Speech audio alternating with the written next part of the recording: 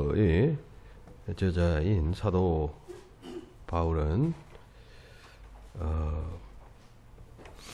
이 자만심에 빠져 있던 일부 고린도 교회의 성도들에게 역사의 교훈을 배우라라고 이 고린도전서 10장에서 말하고 있습니다.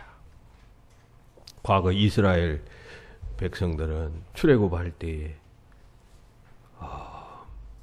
그 광야에서 여러 가지 놀라운 신비한 이적 체험을 했지 않습니까? 모세와 함께 이제 홍해가 갈라지는 그것을 지금 이 10장에서는 기독교인들이 세례를 받는 것과 비교했습니다.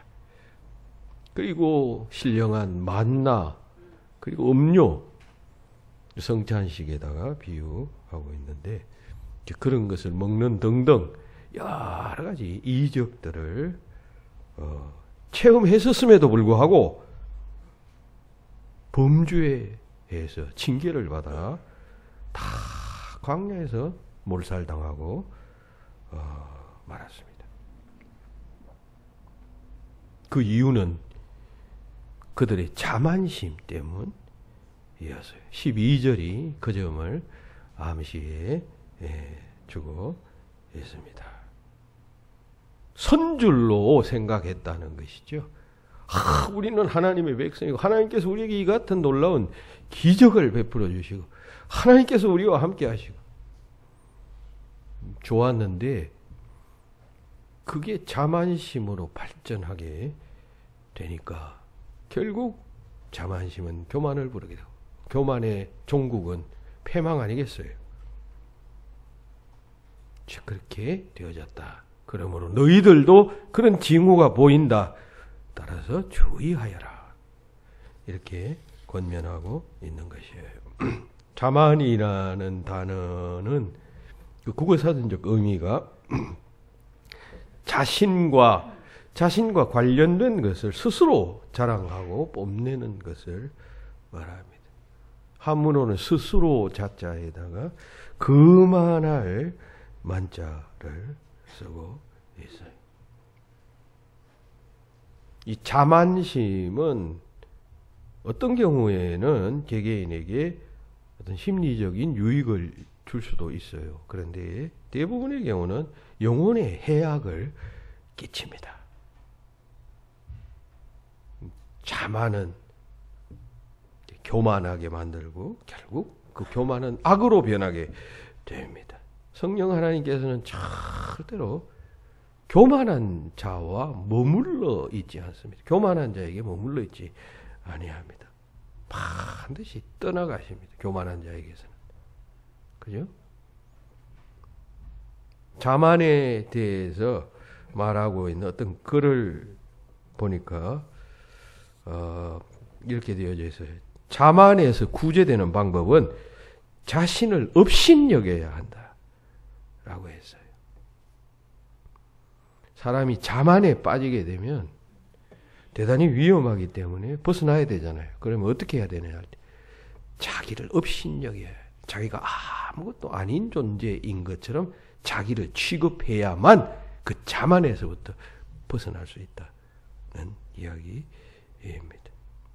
사도 바울은 지금 고린도 교회의 일부 성도들이 지금 분쟁을 일으키잖아요. 그 분쟁의 원인은 바로 그러한 자만심 때문인데 그 자만심의 위험성을 경고하기 위해서 과거의 역사를 예로 들고 있는 것입니다. 말씀드린 대로 그들은 불기둥, 구름기둥으로 하나님의 인도를 받았습니다. 홍해를 통과했습니다. 그리고 모세와 일심동체가 되었습니다. 그렇지 않아요? 200만 명, 장정 60만 명이니까 여러분 남녀노소 다 합치면 약 200만 명의 사람들이 모세가 가는 곳을 따라 함께 따라갔단 말이죠. 이게 보통 일입니까? 여러분, 우리는 한 10명, 20명 있어도 의견이 일치가 되지 않아서 그냥 각자 그냥 자기 주장을 하고 하는데 200만 명이라고 하는 사람이 일심동체가 되었으면 대단한 영적 결실물 아니겠어요?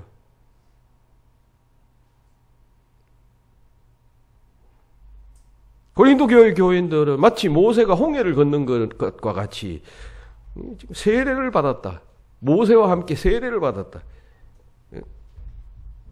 2절에서 그렇게 말합니다. 그리고 또 그들은 그리스도의 성찬에 참여하듯이 광야에서 만나를 먹고 그리고 신령한 음료, 즉 반석에서 나오는 물을 마셨다라고 그렇게 3절에서 이야기합니다. 그런데 그런 놀라운 특권과 은혜를 체험했음에도 불구하고 철저하게 타락했었다. 5절에서 말합니다. 그 타락의 원인은 우상 숭배죄, 간음죄, 시험하는 죄, 원망죄 7절로부터 10절까지 언급되고 있습니다. 이러한 죄악을 언급하면서 이들을 본보기로 삼아라. 너희들도 그같이 넘어질 수가 있다. 그런즉 선줄로 생각하는 자는 넘어질까 조심하라 라고 말씀하고 있습니다. 자만이 그만큼 무서운 것이에요. 오늘 본문 11절에 보면 본보기라는 단어가 나와요. 그들에게 일어난 이런 일은 본보기가 되고 했어요. 또 6절에도 보면 이러한 일은 우리의 본보기가 되어라고 했어요. 이러한 일 혹은 또 이런 일은 과거 이스라엘의 조상들에게 일어났던 일이에요. 즉 출애굽 당시에 이스라엘 백성들에게 일어났던 일이에요. 다시 말해서 그런 신령한 일을 체험하고도 결국 멸망당했던 그 일이에요. 그 일이 지금 너희에게 본보기가 되어야 된다라고 말씀합니다. 본보기로 삼으라는 것이죠. 본보기라는 단어의 원어는 티포스예요. 티포스. 이건 모형, 표상이라는 뜻입니다. 티포라고 하는 단어에서 이 티포스라고 하는 단어가 나왔어요. 팁토라고 하는 단어. 팁토라고 하는 단어는 뭐냐 하면 고대 사회에서 도장 따위를 내리 눌러서 이렇게 낙인 찍는 행위를 의미하는 것이에요. 혹은 또 뭐 빵틀, 혹은 또 뭐 주문틀로 어떤 원하는 형태의 물건을 만들어내는 행위를 팁토라고 하는데 여기서 나온 단어가 이 티포스예요. 티포스. 그러니까 이것은 원형의 틀이에요. 원형의 틀. 이것이 나중에 의미가 약간 전이가 되어서 타인들이 혹은 후세들이 모방해야 할 그 어떤 표준이나 귀감을 의미하는 단어로 바뀌어졌습니다. 그래서 티포스라고 하는 단어, 성경에서는 본이라는 단어로 번역되어졌어요. 빌립보서, 히브리서, 베드로전서 등에서. 구성경에는 이 단어를 거울로 번역했습니다. 그들을 본보기로 삼아라. 그들을 너희들의 거울로 삼아라. 라고 그렇게 번역했다는 것입니다. 성경 속에 있는 사건들이 너희들의 거울이다. 그런 뜻이죠. 여기서 말하는 사건은 좋은 사건을 지칭하는 것이 아니라 멸망한 그 사건이 너희들의 거울이고 본보기다. 이렇게 말하고 있습니다.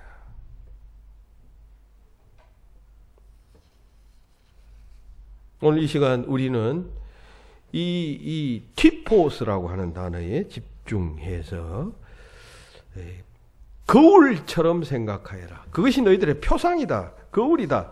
라고 하는 이 말씀의 의미가 무엇인지, 그리고 또 이 말씀 속에 깃들어져 있는 교훈이 어떤 것인가 하는 것을 여러분들에게 말씀드리고자 합니다. 고린도 교회는 다양한 영적 은사, 그리고 뭐 지식, 이거 소유했다고 자랑하던 그런 교인들 아니에요? 그러니까 자만심이 생겼습니다. 신령한 은사가 있고 하니까 뭐 그냥 자만심이 생겼어요. 그리고 그거 절제하지 못하고 막 그냥 발설하고 표현하고 자유와 특권을 갖다가 주장하고 우리는 뭐 우상에게 바쳤던 제물을 먹어도 문제가 없다. 왜냐하면 우리는 그리스도와 함께 합하여 세례받고 그냥 하나가 되었기 때문에 까딱없다. 괜찮다. 여러분, 우상 제물을 먹는 일이 괜찮습니까? 지금도 여러분 그거 먹으면 여러분 먹는 자체가 문제가 되는 것이 아니라 여러분 그거 먹으려면 그 우상 섬기는 사람들 속에 들어가서 어울려야 될 것 아닙니까? 어울리다 보면 영향받게 되는 것이고 영향받다 보면 그 좀 덜커덕 걸려 들어가는 것이죠. 자만한 것이죠. 그 자만심이 결국 멸망에 이르게 한다. 바울은 지금 과거의 그들의 조상의 예를 들어 설명하고 있는 것입니다. 오늘 우리들도 마찬가지입니다. 이 성령 속에 나타난 여러 사건들과 사람들이 특별히 여기서 사람들과 사건들을 할 때 여러분 부정적인 사건들, 불순종하고 패망하는 인간들의 모습을 오늘 우리의 거울로 삼아야 해요.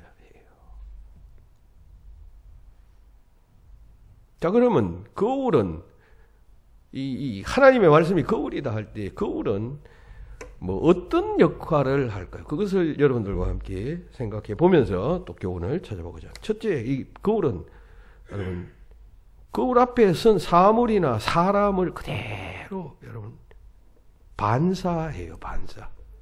리프렉트 한다 그러죠. 리프렉션 한다 그러죠. 그대로 보여줘요. 그 앞에 뭐 큰 사람이 있으면 그대로, 작은 아이가 있으면 그대로 거울은 반사하잖아요. 그 작은 아이가 커지게 하거나 변형되거나 하게 하거나 그렇게 하지 않잖아요. 하나님의 말씀, 성령이 거울과 같다. 본보기로 삼아라. 티포스로 삼아라.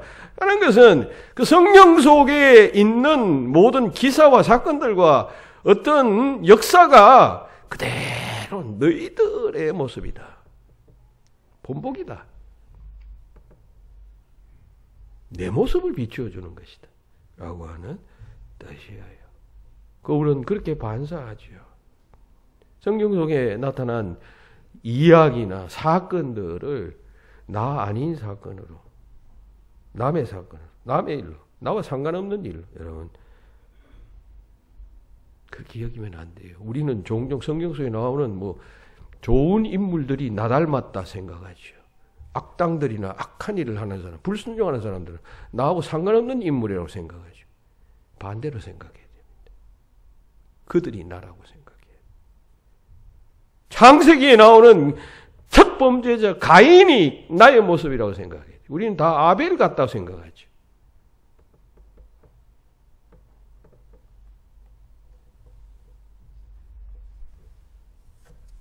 거울이에요. 모든 성경적 사건들이 다 나의 거울이에요. 그것을 강 건너 불구경하듯이 보고 있으면 되겠어요? 특별히 더더욱 하나님께 불순종하고 범죄하는 사건을 대할 때는 더더욱 내 모습인 것으로 여겨야 합니다. 유대인들이 예수님이 십자가에 못 박아라 하셨잖아요. 한결같이. 그것은 몇몇 악한 자들의 모습이 아니라 여러분 내 모습이 우리들의 모습이고 나의 모습 아니에요? 우리가 그 상황에 처하면 여러분 우리도 똑같이 말할 것입니다. 이런저런 이유되며 합리적인 이유되며 빌라도가 예수님을 재판하다가 두 손을 씻고 나는 상관없다 하면서 손 떼버리잖아요. 비겁하게.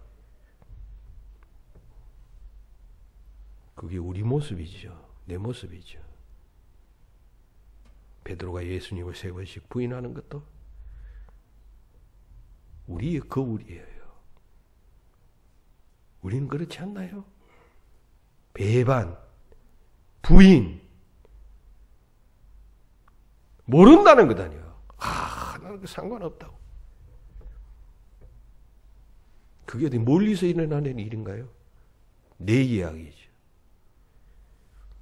어쩌면 가룟 유다의 모습까지도 우리의 모습입니다. 그러므로 우리는 항상 예수 그리스도의 십자가를 대하고 하나님의 말씀을 대할 때마다 회개하는 마음으로 나를 볼 수 있어야 해요. 그게 비춰지는 날을 볼 수 있어야 합니다.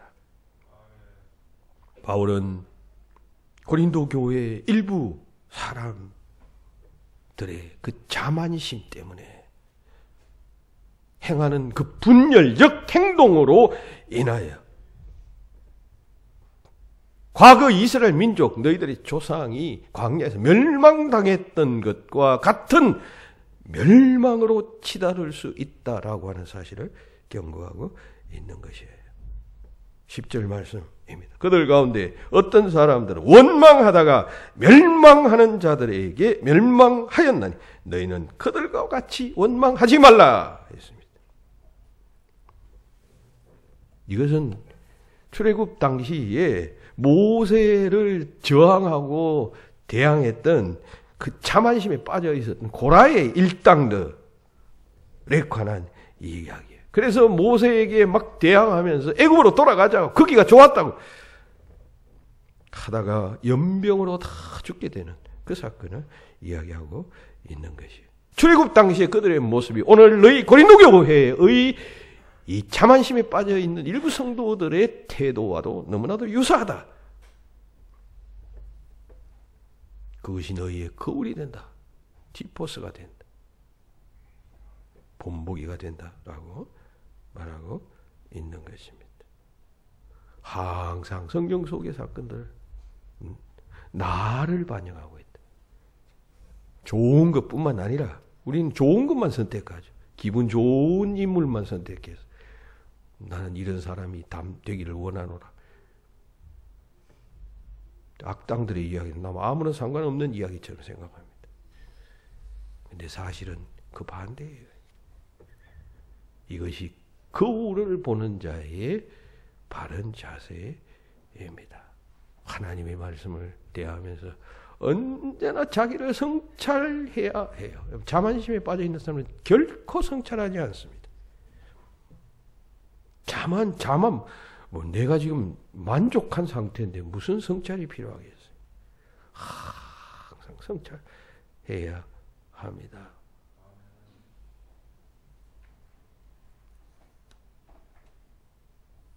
두 번째, 거울의 또 다른 한 가지의 면모를 생각하자면 거울을 보기는 보는데 어떤 자는 이 거울을 보아도 보이지 않는다라고 하는 이야기입니다. 여러분, 거울을 보아도 그 거울 속에 비친 자기의 모습이 보이지 않는 사람들이 있어요. 그럼 그들은 누굴까요? 맹인들입니다. 눈먼 자들입니다. 그들에게는 거울이 있어도 보지 못하니까 거울 속에 비친 자기의 모습을 볼 수가 없어요. 그들에게는 거울 필요도 없고 있어도 무용합니다. 맹인들에게는 거울이 무용해요. 이처럼 영적 맹인들에게도 영적 거울인 하나님의 말씀이 무용해요. 보이지 않으니까. 육신의 눈은 멀쩡해도 영의 눈은 여러분 먼 자들이 있어요. 영적 맹인들은 영적 거울, 소위 본보기를 보지 못하는 것이에요. 그 성경 속에 들어있는 본보기, 티포스를 보지 못한다는 것입니다. 안 보이니까, 맹인이니까. 그러니까 영적 맹인이 되면 안 된다는 것 아니에요. 어떤 자가 영적 맹인이 될까요? 역시 자만심에 빠져있는 자예요. 신앙적 자만심에 빠져있는 자가 결국 영적 맹인이 됩니다. 빠져있으면 자기가 대단한 것 같이 여겨지게 되고 그렇게 되면 바울이 지적하는 대로 고린도 교회의 일부 성도들이 그러했던 것처럼 그 자만심 때문에 눈이 가려워지게 되는 것이에요. 예수님께서는 이 영적 자만심 때문에 눈이 가리워진 자들에 대해서 아주 신랄하게 책망을 하셨습니다. 맹인에다가 그들을 비유했습니다. 여러분, 그들이 누굴까요? 바리새인들과 서기관들 이었습니다. 당시의 교권자들 이었습니다. 마태복음 23장 26절에 그들을 향해서 눈먼 바리새인이여라고 했습니다. 23장 24절에서는 맹인된 인도자여라고 했습니다. 23장 19절에서는 맹인들이여. 어느 것이 크뇨? 그 예물이냐? 예물을 거룩하게 하는 제단이냐? 그리고 16절에서는 화 있을진저 눈먼 인도자여. 다 맹인에다가 너희가 말하되 누구든지 성전으로 맹세하면 아무 일 없거니와 성전의 금으로 맹세하면 지킬지라 하는도다. 이 무슨 말인가 하면 성전으로 맹세한다는 것은 유대인들에게서 성전으로 맹세한다는 것은 곧 하나님의 이름으로 맹세한다는 뜻이에요. 하나님의 이름으로 맹세한 그 어떤 것에 대해서는 이 바리새인들이나 서기관들이 아무 말도 하지 않았다는 것이다. 안 지켜도 아무 이야기도 하지 않았다는 것이에요. 지키든 말든 상관하지 않았다는 것이. 그런데 성전의 금으로 맹세하면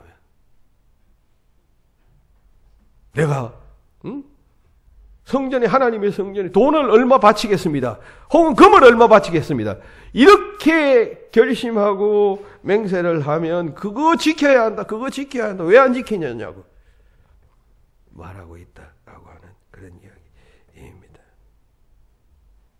그런 그들을 향해서 정말 중요한 것은 알지 못하고 그저 탐욕스러운 것에 눈이 가 있는 그들을 향하여 눈먼 인도자라고 말했던 것입니다. 이유는 자만, 이 주 이유여야. 이래도 된다, 이것도 괜찮다 이러다가 그 지경까지 간 것입니다. 여러분, 자만하는 자는 결코 성경 속의 티포스를 보지 못합니다. 보이지 않아요. 보이겠어요? 그게 내 모습이라고 인정되겠어요? 스스로 자만하고 있는데 성경 속의 그 악당들의 이름이 가인이 내 모습이라고, 라멕이 내 모습이라고. 여러분, 노아 홍수 시대 때 그 많은 사람들이 내 모습이라고 인정할 수 있겠어요? 자만하는데, 내가 대단한 사람으로 인정하는데 결국 티포스를 못 봐요. 여러분, 그런데 그런 자는 예수님도 어쩔 수가 없어요.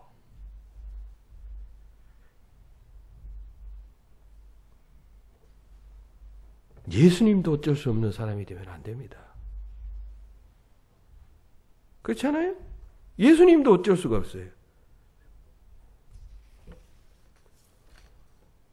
영적 맹인이 되면 안 됩니다. 볼 것을 볼 수 있어야 합니다. 성경 속의 본보기들이 보이지 않는, 눈이 가려 보이지 않는 자들이 되면 안 된단 말입니다. 그것은 자만심 때문에, 영적 자만심 때문에 생기는 것이에요. 성령님은 절대로 교만한 자에게서 머물러 있지 아니하십니다. 반드시 떠나가십니다. 물은 항상 높은 곳에서 낮은 곳으로 고이는 것이요, 모이는 것이요. 하나님의 은혜는 항상 겸손한 자에게 흐르고 고이는 것이에요. 눈이 가려지는 역사가 일어나서는 결코 아니 되겠습니다. 셋째, 또 한 가지 생각하는 것은, 여러분, 거울은 결코 탓할 수가 없다는 것입니다. 거울을 보는 자가 거울을 탓하면 안 된다라고 하는 사실이에요. 거울에는 책임이 없어요. 여러분, 거울 앞에 어떤 사람이 있어서 비치면 그 사람의 모습이 뭐 그냥 못났고, 혹은 또 뭐 뚱뚱하고, 혹은 또 뭐 그냥 호리호리하고, 자기 마음에 안 드는 모습으로 그냥 나타났다고 치십시다. 그렇다고 거울 때문이야. 거울이 나빠서 저래. 여러분, 이렇게 탓할 수가 있나요? 그래서는 안 된다는 것입니다. 그리고 그것은 불가능한 것이고, 이치에 맞는 이야기가 아니다. 그런 이야기죠. 거울에 비친 내 모습이 추하다라고 하면 거울 잘못이 아니에요. 거울은 정확하게 그 앞에 선 사람의 모습을 혹은 사물의 모습을 리플렉션 하는 것이 그대로 반영하는 것이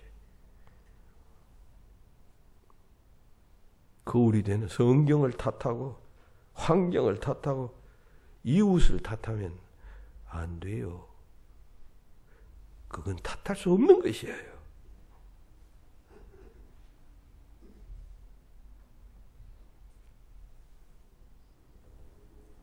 이스라엘 백성들은 광야에서 계속 가나안 땅을 들어가지 못하고 계속 빙글빙글 그냥 40년 동안 돌게 되었을 때 원망하고 불평하고 합니다. 그 결과로 그렇게 되기도 했지만 여러분 그 과정 속에서 또 얼마나 그냥 원망하고 했겠습니까? 지도자를 원망하고 했겠습니까? 그런데 그러면 어떻게 해야 돼요? 그 상황에서 어떤 게 정답이고 바른 태도일까요? 이것은 우리의 잘못 때문에 우리가 얻게 되는 자득이라고 생각하며 말해야 그게 올바른 것이죠. 그런데 40년 방황이 잘못되었다고, 지도자가 잘못되었다고, 하나님께서 우리를 이곳을 잘못 인도하셨다고 못된 마음을 가졌습니다. 거울을 탓하는 마음을 가졌어요. 하나님께서 다 필요해서 40년 기간을 주신 것 아니에요. 그 교만한 목이 곧은 하나님의 백성들의 목을 꺾기 위하여, 그 고집을 꺾기 위하여 1, 2년으로 그 꺾여질 문제예요. 적어도 40년을 고생해야 한 세대가 다 멸망당하고 나서야 겨우 취득하게 될, 배우게 될 겸손함, 하나님 앞에서 겸손함 아니겠어요? 그것을 위해 하나님께서 40년을 교육시키는데 그 교육이 잘못되었다고 탓하고 앉았어요. 원망하다가 결국 그들은 멸망당하게 됩니다. 거울 탓하는 마음 가지면 안 돼요. 거울은 책임이 없어요. 거울이 무슨 책임이 있나요? 하나님께서 말씀하실 때 그 말씀을 대하는 인간들에게 누구나 기분 좋게 들리는 말씀만 하시는 것이 아닙니다. 우리가 성경을 읽어보면 어떤 때는 참 무시무시한 말씀을 하십니다. 인정사정 없듯이 죄를 지적하시고 죄를 책망하시고 가십니다. 때로는 하염없이 위로하시기도 하시지만 말입니다. 그러면 우리는 그런 말씀 앞에서 겸손한 자세를 취하고 그 말씀을 수납해야 돼요. 수납.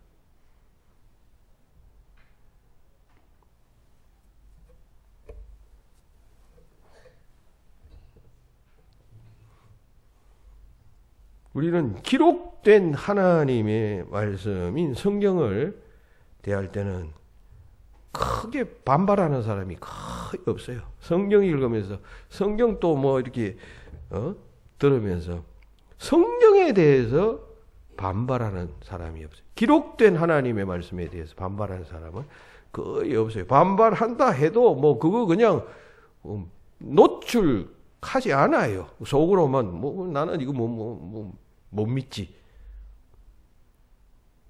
반발의 정도가 그냥 자기 안에서 꺼져버려요. 그런데 우리가 설교는 선포된 하나님의 말씀이라고 말하잖아요. 그런데 이 선포된 하나님의 말씀이 설교를 할 때는 어떤 사람들이 아주 심하게 반발합니다.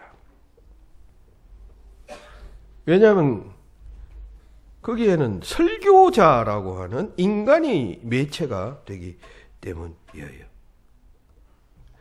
그래서 그 인간에게 주목하다가 그 하나님의 말씀인 설교 속에 튀포스, 그 본보기 거기에 걸려 넘어지는 것이.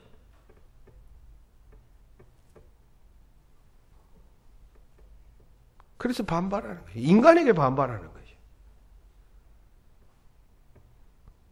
그러나 여러분 항상 생각하십시오. 거울은 책임이 없어요.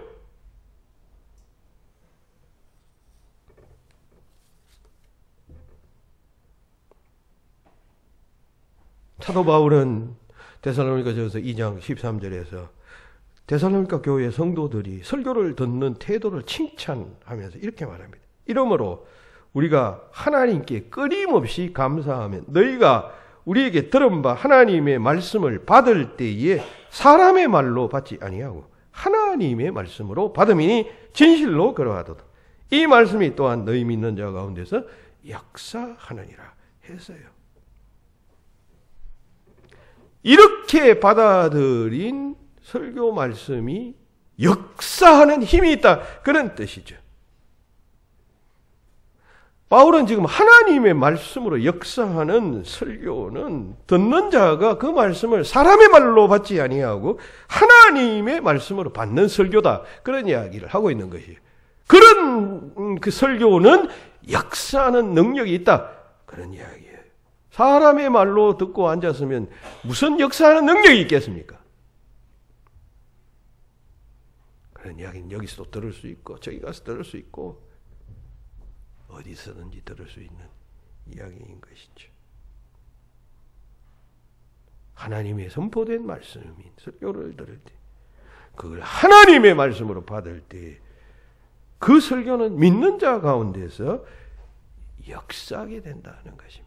구원의 역사도 일으키게 될 것이고 치유의 역사도 일으키게 될 것이고 변화의 역사도 일으키게 될 것이고 생명의 역사도 일으키게 됩니다. 그러므로 잘 들어야 합니다. 말씀 속에 티포스를 탓하면 안 됩니다. 거울은 책임이 없다는 마음으로 거울을 대해야 합니다. 거울을 탓하면 안 됩니다. 예수님께서 씨 뿌리는 비유를 말씀하셨잖아요. 하나님 나라 비유인데 그 뿌리는 씨앗의 문제에 대해서는 언급하지 않습니다. 하나님의 나라는 이와 같다. 지금 하나님의 나라 천국 비유 아니 천국은 이와 같다는 것인데 어떻다는 것입니까? 천국은 밭의 문제다. 밭의 문제다.